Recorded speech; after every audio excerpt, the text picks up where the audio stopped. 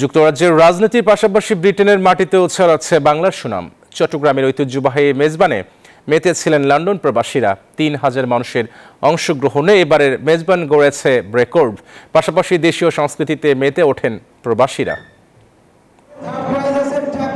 পিঠা উৎসব, বৈশাখী মেলা কিংবা বাঙালির বিয়ের মতো জমজমাট আয়োজনে ব্রিটেন মাতাচ্ছেন অভিবাসী বাংলাদেশিরা।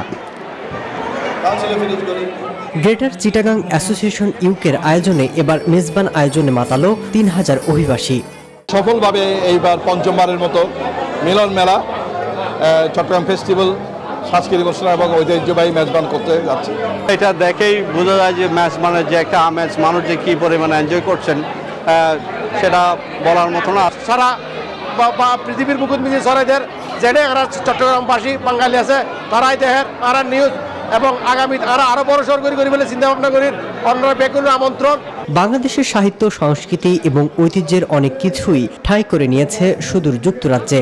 পূর্ব লন্ডনে অনুষ্ঠিত এই আয়োজনে মেজবানি খাবারের পাশাপাশি ছিল মন মাতানো সাংস্কৃতিক আয়োজন।